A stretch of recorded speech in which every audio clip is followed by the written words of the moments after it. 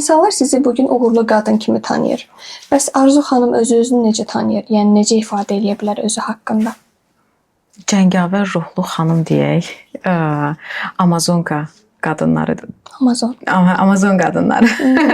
Özümü elə tanımlayıram. Çünki xarakterimdə davakarlıq var, inadkarlıq var, əzm var.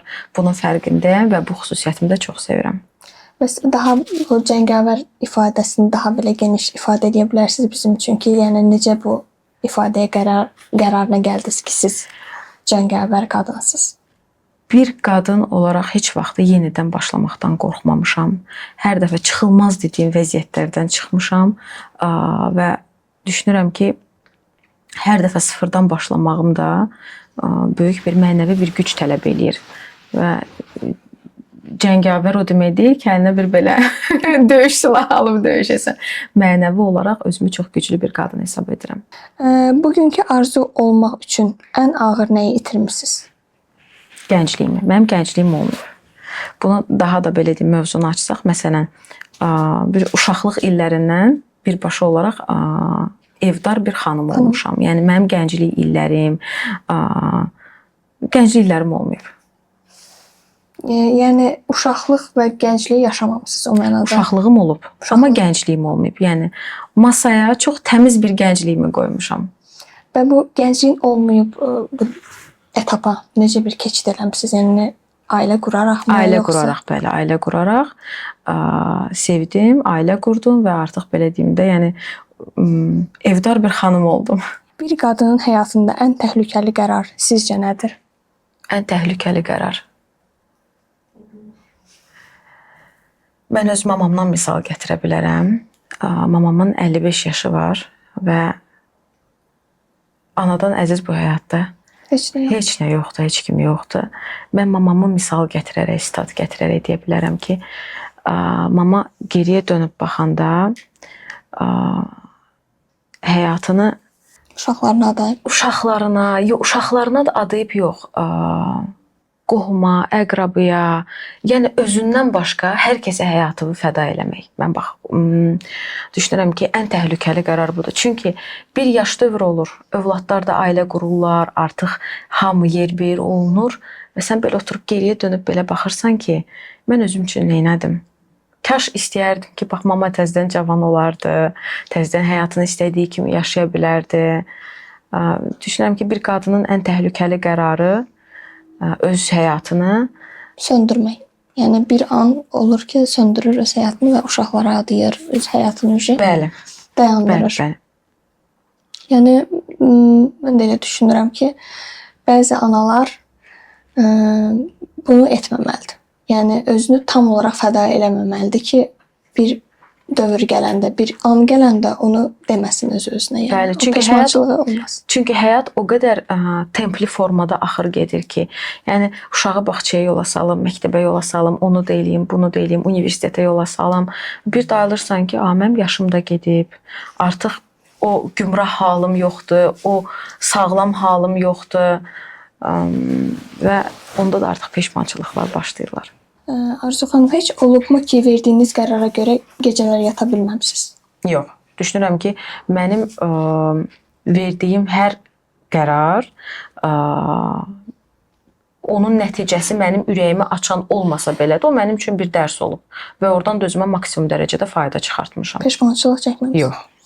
Yəni ümumiyyətlə həyatda peşman olduğunuz bir qərar yoxdur? Yox. Bundan tamaminsiniz? Tamamilə. Yəni çox gözəl bir, məncə bu qərar vermək düşüncəsidir insan özündə.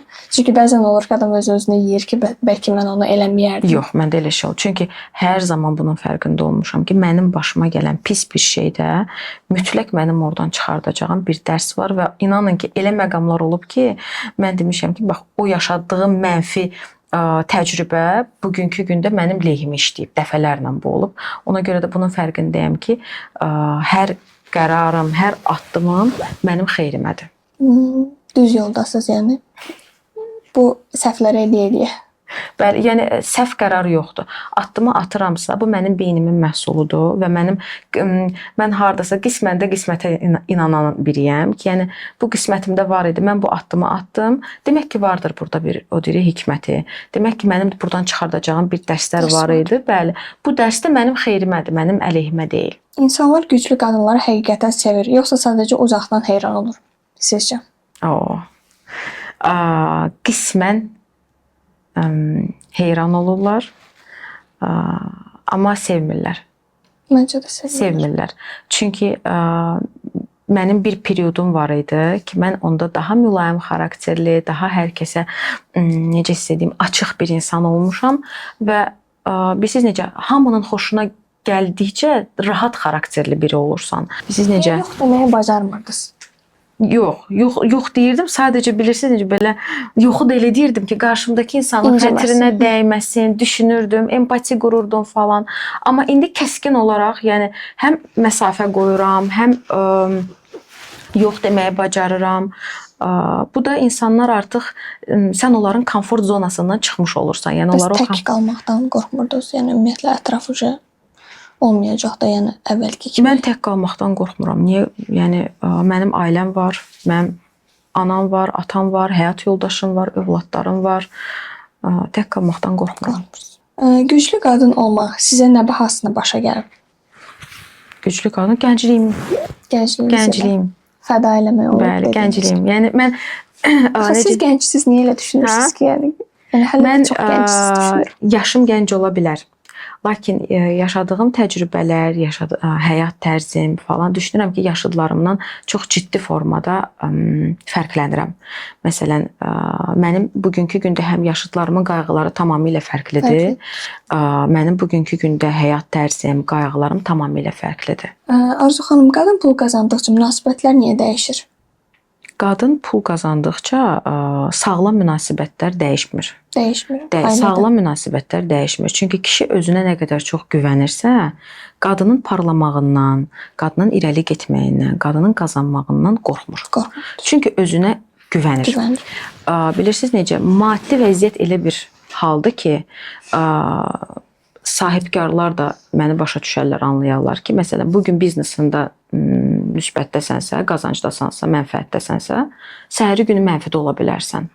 Və həyatındakı qadın da bunun fərqində olmalıdır. Ağıllı qadın bunun fərqində olmalıdır. Hamı maaşa baxacaq deyə bir şey yoxdur. Hamı maaş, aylıq gəlir əldə edəcək deyə bir şey yoxdur. Sahibkarlar var, elə insanlar var ki, yəni maliyyə dövriyyələri fərqlidir. Dediyim kimi bir gün müsbətdə olurlar, bir gün mənfidə olurlar, bir də mənfəətdə olurlar, bir gün mənfidə olurlar. Və yaxud da ki, məsələn, kiçik sahibkarlar olurlar. Onlarda da maliyyə dövriyyəsi gəlir. Orada işçilərin pulu çıxılır, daha sonra vergilər falan hamısı mühasibatlıq hesablanır. Baxırsan ki, nə qədər puldan nə qədər qazanc qaldı. Həyat bilirsiniz necə, ağıllı qadın bunları, mən hətta belə deyim də, yəni tanışlardan belə bir ailə problemi var idi əslində. Yəni o problem məndə də var biraz. Cavanlar tuta bilmir necə eləsin ailədəki o qazanc münasibəti qarışması. Tanış insanlarda belə bir məsələ mövzu var idi, ailə problemi var idi. Bəy evə kiçik sahibkar idi. Gündəlik hesabatı gətirirdi evə. Xanım da elə bilirdi ki, elə kişinin qazancı elə budur. Amma düşünmürdü ki, orada digər belə toptancıların pulu da var, vergi pulu da var, işçi pulu da var. Sonda qazanc o qədər eləmir.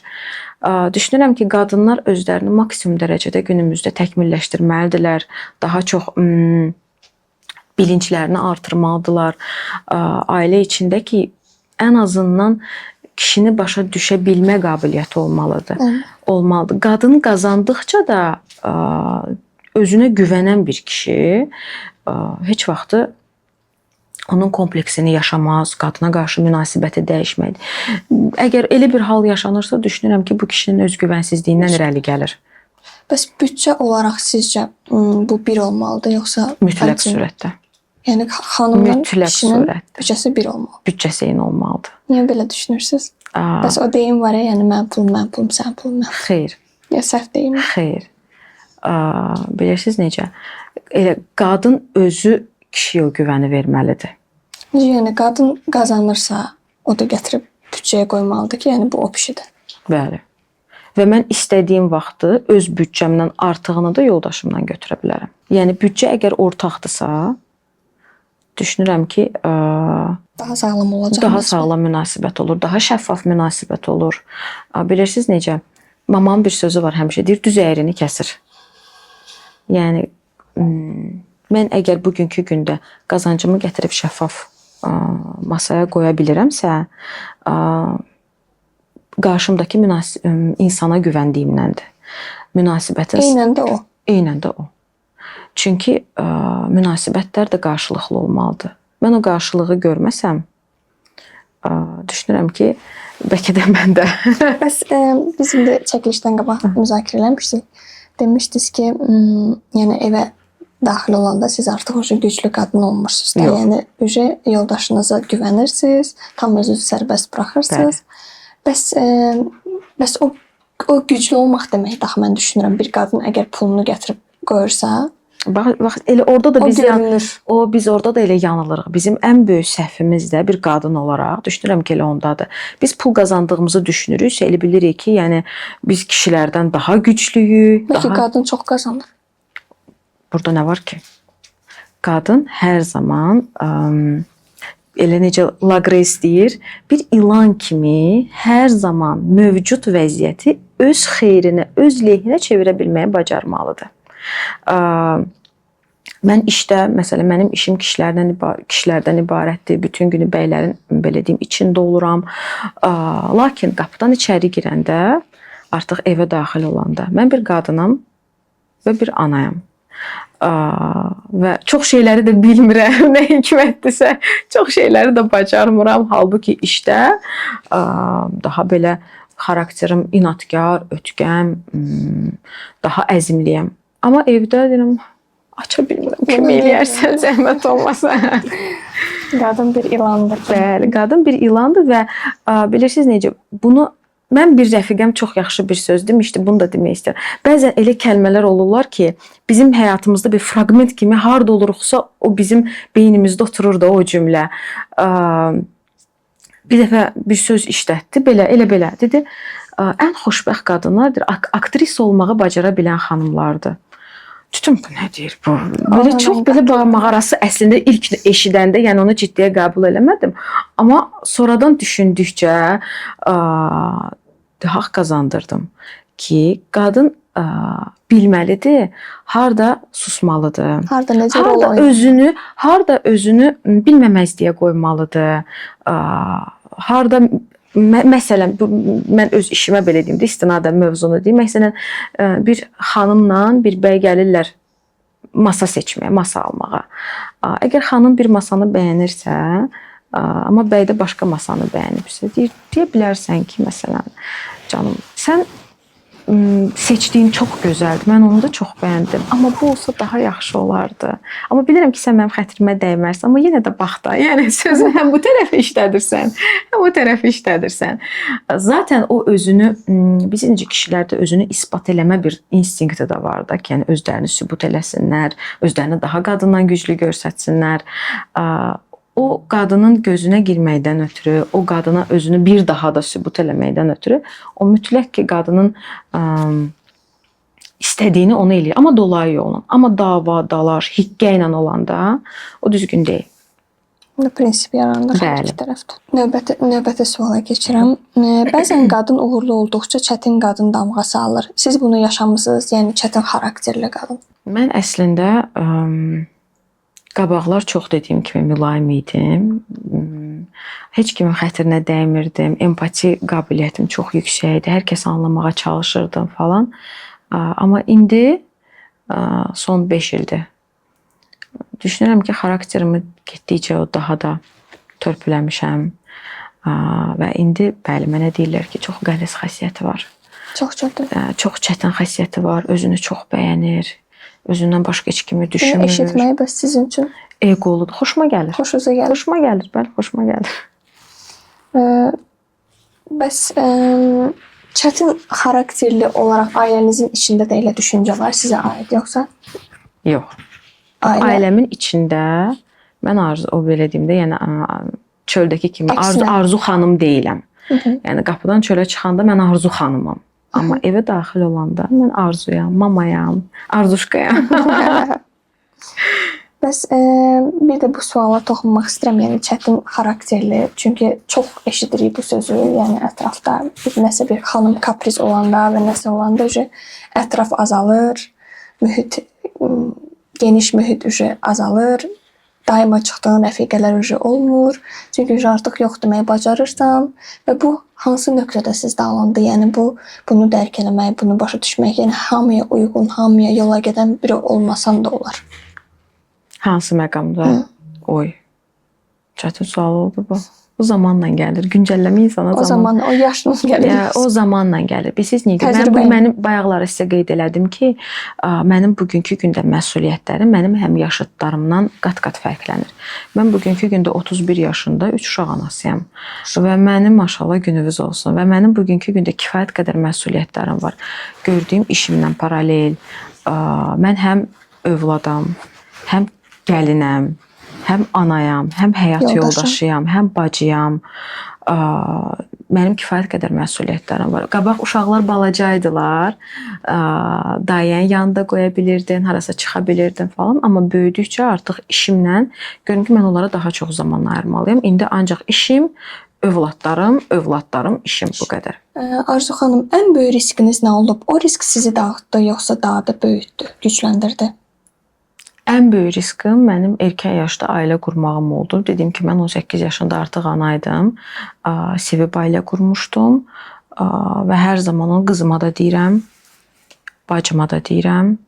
Deyirəm ki, mən bir riskli bir addım atdım. Düzdür, bilirdim ki, kimlə ailə qururam, sağlam ailə idilər, sağlam düşüncəli, təfəkkürlü. Bəli, özüm sevib ailə qurmuşam, bəli. Və deyirəm ki, bunun əksi də ola bilərdi. Mənim qarşıma başqa xarakterli də bir insan çıxa bilərdi. Qızıma da bunu hər dəfə deyirəm ki, deyirəm bala, mən erkən yaşda ailə qurmuşam, düzdür, amma sənin deyirəm ilk növbədə, yəni məndə belə hamıda necə olur normal olaraq, yəni təhsili bitirirsən, iş sahibi olursan, daha sonra ailə qurursan. Məndə belə tərsinə oldu. Amma bu böyük bir uğur göstərir sizin ailənizdə ki, yəni bir yoldaşınız sizə hər cür dəstək olub ki, siz bu məqama gəlib çatmısınız. Dedim ki, mənəvi olaraq xarakter cəhətdən çox güclü insandır və dediyim kimi mən böyük bir risk eləmişəm də, yəni erkən yaşda ailə qurmaq. Bu böyük bir risk idi və düşünürəm ki, qızıma da, bacıma da hər zaman bunu deyirəm ki, bu risk idi. Bax, o risk sözü mənim üçün inanın ki, yəni bütün biznes risklərini unudun. Yəni bu bildiyin həyatla çünki ailə seçimi həqiqətən məsləhət görmürsünüz əslində bu qədər, yəni tez qərar verməyə, tez erkən yaşda. Bəli, çünki hər kəs şanslı olmaya bilir. Və qızıma da hər zaman dedim ki, ilk növbədə təhsil, iş sahibi, təhsil, iş sahibi, daha sonra ailə həyatı. Çünki bəzən dediyim kimi, bəzən elə olur ki, mən düşünürəm ki, mən subay olsaydım, məsələn 22-23 yaşlarımda, bəlkə də mən daha çox özümü inkişaf elətdirə bilərdim, bəlkə də hər şey başqa cür ola bilərdi. Amma bugünkü arzunun gəldiyi nöqtədən çox razıyam ki, bunun da belə deyim, mənə ən böyük dəstəkçim də həyat yoldaşım olub ki, mənim arxamda dayanıb, hər zaman mənə, yəni heç vaxt deməyib ki, bu olmaz, eləmə, və yaxud da hər hansısa bir o qadınların bir də gözü belə düşüncələri falan olur. Hətta bir dəfə bir biznes, belə kiçik sahibkarlıqla da məşğul idim. Dedim ki, mən bir biznes açmaq istəyirəm. Dedi, get elə. Maliyyə dəstəyi də maliyyə dəstəyi də verdi, get elə. Elədim, sonra həmən biznesi də deyirə batırdı. Amma mən onu yenə də pis təcrübə kimi qələmə vermirəm. Amma o mənə o qədər gözəl bir təcrübə oldu. Yəni bugünkü mənim sahibkarlığımda mənə çox gözəl bir təcrübə oldu və mən artıq bilirəm, mən onu da özümə pis təcrübə kimi yəni anımsamıram.